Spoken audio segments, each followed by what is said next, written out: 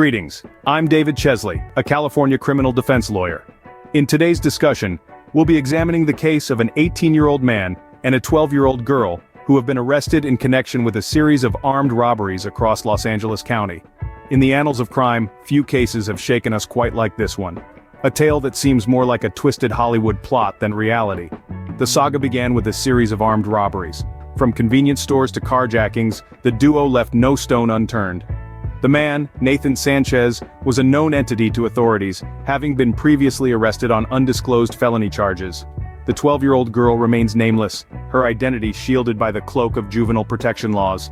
Their spree culminated in a high-stakes police chase, ending with their apprehension and the recovery of a substantial amount of stolen cash. But this arrest marked not the end, but rather the beginning of a complex legal analysis. Firstly, looking at Sanchez's case, he could be charged under California Penal Code Section 211, which defines robbery as the felonious taking of personal property in the possession of another, from his person or immediate presence, and against his will, accomplished by means of force or fear. The penalties for this crime can be severe, with imprisonment in the state prison for 2, 3, or 5 years.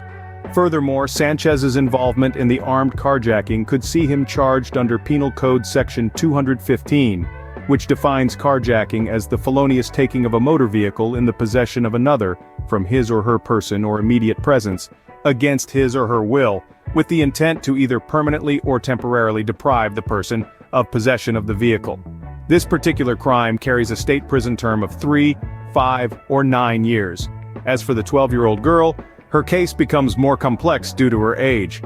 In California, a minor can be charged with a crime, but the proceedings occur in juvenile court.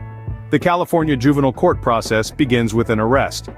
If the incident is not serious, the cops may give the minor a stern warning and let the minor go.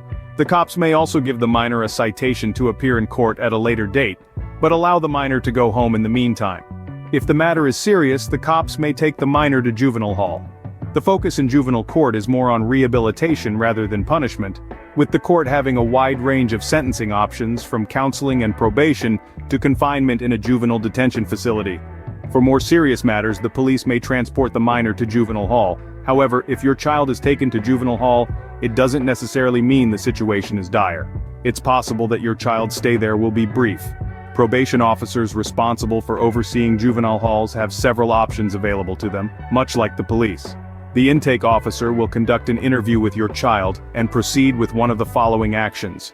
Release your child and provide them with a citation to return to court at a specified later date. Allow your child to go home and participate in a probation program that doesn't necessitate a court appearance, unless your child fails to comply with the program's requirements. Decide to keep your child in juvenile hall until a judge can review the case and make a determination. It's important to remember that the juvenile court system is designed to prioritize rehabilitation and the best interests of the minor. The actions taken by law enforcement and probation officers are aimed at ensuring the minor receives the appropriate level of intervention and support. As your child's case progresses through the juvenile court system, they may be required to attend several hearings, including detention hearing. This hearing determines whether your child must remain in juvenile hall while awaiting the resolution of their case. Transfer hearing. During this hearing, the court decides whether your child's case will continue in the juvenile delinquency court or be transferred to adult court. Adjudication. This is essentially your child's trial, conducted before a judge rather than a jury.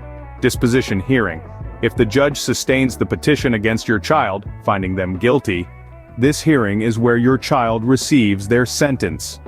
When crafting a sentence, the judge considers factors such as the severity of the offense, any prior criminal record, and other relevant circumstances. The primary goal of the juvenile delinquency system is rehabilitation, so the judge aims to develop a sentence that will best achieve this objective.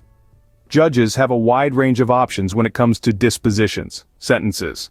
In the most favorable scenario, the judge will allow the minor to return home under probation conditions. This may involve informal diversion per Welfare and Institutions Code 654, where the minor does not become a ward of the court, and the petition is typically dismissed upon successful completion of the probation program. Probation conditions may include requirements such as attending school regularly, adhering to a specified curfew, participating in counseling sessions, completing community service, and making restitution to the victims.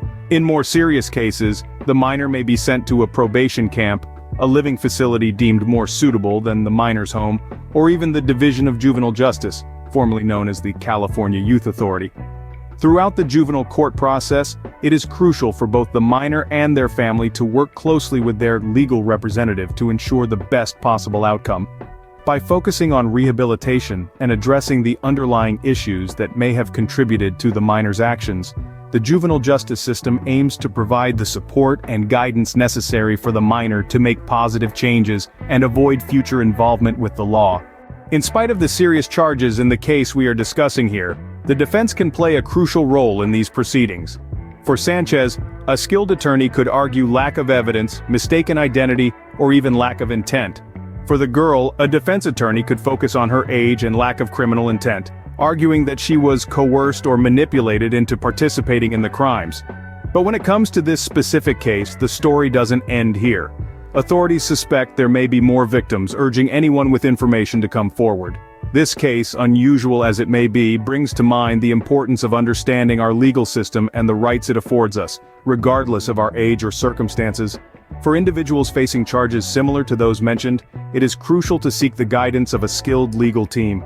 At the law offices of David Chesley, our experienced criminal defense attorneys are dedicated to helping clients navigate the complex legal system. We work tirelessly to have charges dismissed or reduced, ensuring the best possible outcome for each unique case.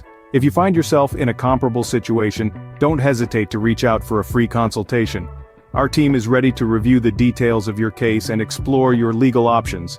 To get started, simply call us at 800-883-9076. That's 800-883-9076. Alternatively, you can visit our website at ChesleyLawyers.com to learn more about our services and how we can assist you during this challenging time. Remember, when facing criminal charges, having a knowledgeable and committed legal advocate by your side can make all the difference.